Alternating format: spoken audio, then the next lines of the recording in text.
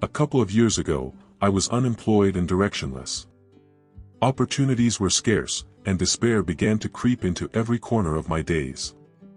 That's when I ran into an old friend, those rare friends who show up just when you need them most. He offered me a job on a ranch near Monte Morelos. He said it was hard work but well paid and that they needed someone right away. I didn't hesitate. I accepted without a second thought. Early Monday morning, I arrived at the property. The ranch was remote, surrounded by low hills and a strange, heavy calm in the air. The foreman met me, a large man with a sun-dried face, obviously someone who had spent his life outdoors. He explained the tasks with few words but a piercing gaze. There was something about that place, something I couldn't explain, but from the very first moment, it felt like more than just another job. Just after I'd unpacked, the foreman told me I wouldn't be working alone. "I found you some help," he said with half a smile. Before long, Don Raúl appeared. He looked to be about 50, dark-skinned, with sun-worn skin and rough hands from years of hard labor. He wasn't talkative, but a handshake told me all I needed to know. He was a man of his word. From that day forward, we worked side by side. Don Raúl was quiet, almost invisible, yet his presence felt solid. I never saw him complain or rest more than necessary. Always with his old satchel over his shoulder and a gaze that seemed heavier than bales of bricks. At the end of each shift, while I collapsed into bed exhausted, he would sit alone under an old tin shelter, smoking silently. Rain or shine, late into the night, there he was, staring into the horizon, as if waiting for something, or someone, to appear from the haze. That routine unsettled me. And with each passing night, it grew harder to ignore. One evening, curiosity finally got the better of me. I approached the shelter with a cup of coffee in hand and sat beside him. He didn't say a word at first, just smoked silently, until I asked about the photo he always carried. He revealed an old image, a woman and 2 young children. "My family," he whispered with a broken voice. He carefully returned it to his satchel and, after a deep sigh, began to tell his story. 17 years ago, Don Raúl worked as a night watchman in a remote area of the Sierra Madre Oriental. His job was to guard the machinery used to carve roads through the mountains. He slept beneath a makeshift tin roof, surrounded by tools. The first night, he heard hoofbeats and neighs, but there were no horses, only darkness. The second night brought the same sounds, and with them, a flame erupting on the nearby Cerro del Colmillo. Amid that mystery, his personal life was unraveling. His son Marcos had suffered a serious accident. He needed urgent surgery, and he had no money. The ranch owner refused to lend him any. Desperation was eating him alive. Don Raúl's voice faltered as he spoke, eyes haunted by the glow of that distant fire, and by the fear of losing the only person he loved.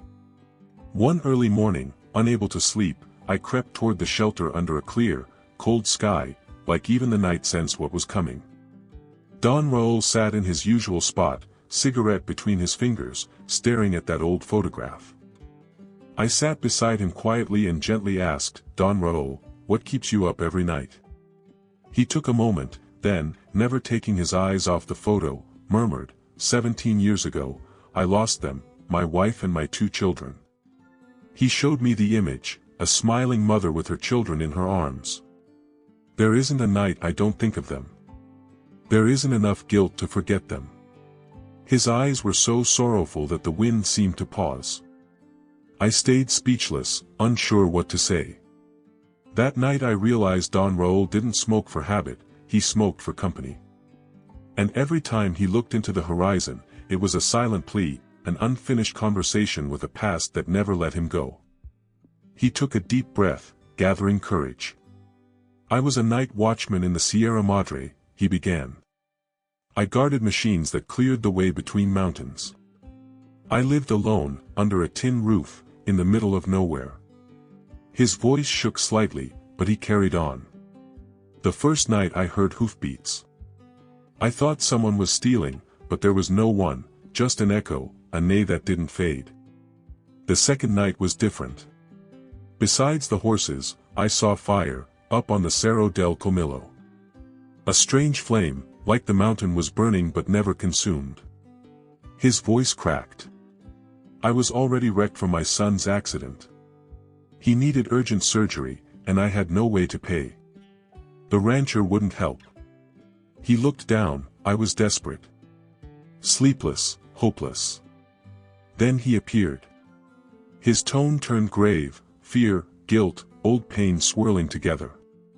An old man on horseback, wearing an antique hat and carrying a rifle. As if he'd stepped out of another time, or another world. Don Raúl stared at me as if the man was still standing before him. He stopped a few paces away. Dismounted without a sound. He wore the same weathered hat, ancient clothes, and carried that rifle on his back. He looked right into me, like he already knew everything about me. Crying won't save your son, young man, but I might be able to help, he said in a low voice. Don Raúl froze. How did he know my son was hurt? How did he know his name? I asked, still stunned. The old man smiled, a chilling smile. I know many things, he said. And I know you're willing to do anything. He paused, and then delivered the line that shattered Don Raúl's world. Your son will survive, but in return, I want your soul, or the soul of someone you hold dear. Don Raúl swallowed hard. My soul, he whispered, incredulous. The man nodded, pointing toward the flaming mountain. There's a cave there filled with gold. I'll make you rich. But if you take it without honoring our pact, you'll pay a terrible price. Don Raúl stood frozen under the fiery glow. In that cave, the old man continued, voice unwavering, there's more gold than you could ever carry. Coins, bars, relics, yours for the taking. But then came the terms. First, give me your soul, or that of someone you love. Don Raúl shivered.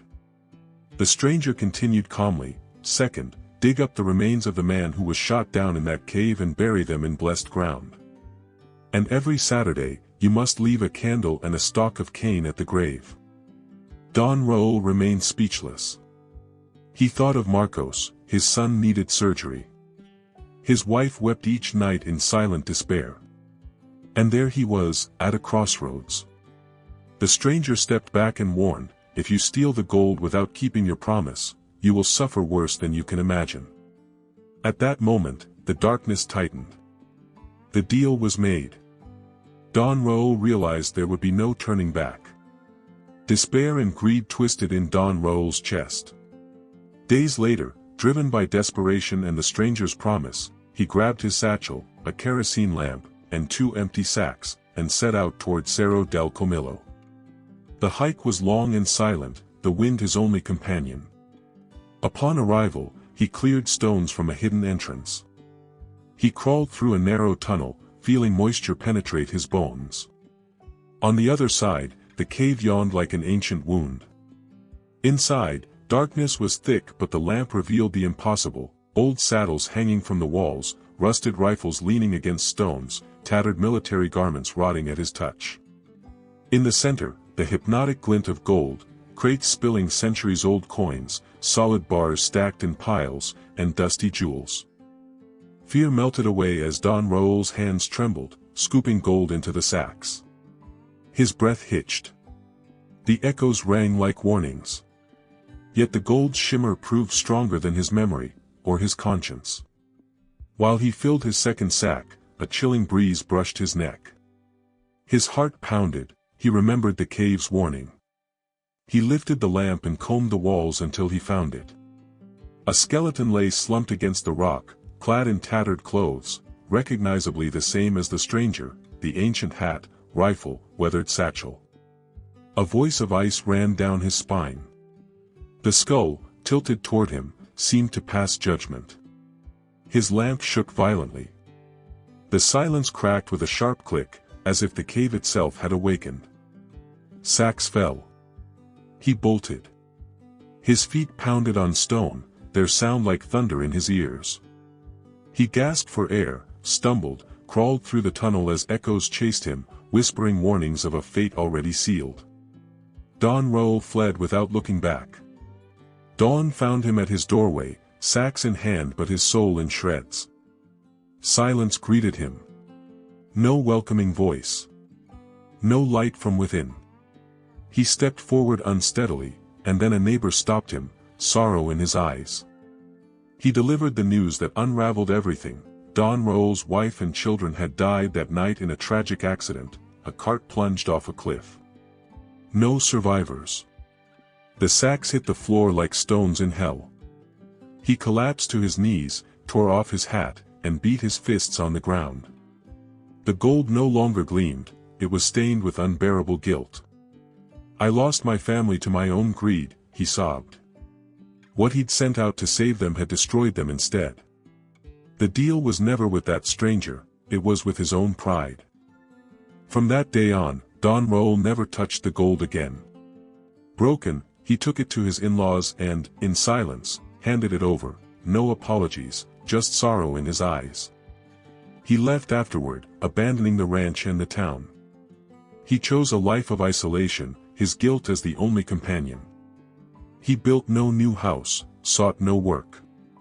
He wandered and prayed, haunted by the belief that the gold was cursed, and not just metaphorically. Over time, others who touched that treasure fell ill or died under strange circumstances.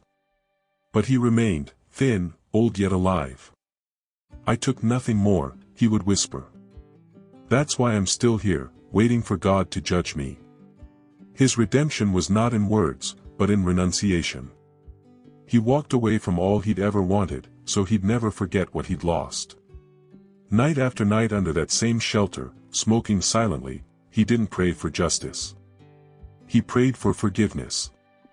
Don Raúl died not long after telling me his tale, not with grand words nor crowds, but seated under the shelter where he always sat, staring at the horizon.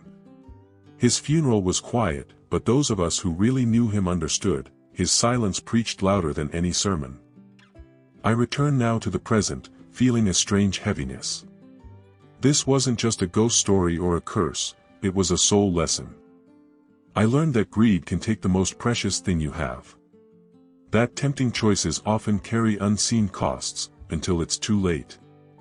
We often believe that more will save us. But what truly saves us is knowing when to let go.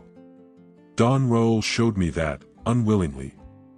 And every time I recall that golden cave or those sorrowful eyes in the smoke, I realize, some treasures aren't worth it, and some losses can never be reclaimed.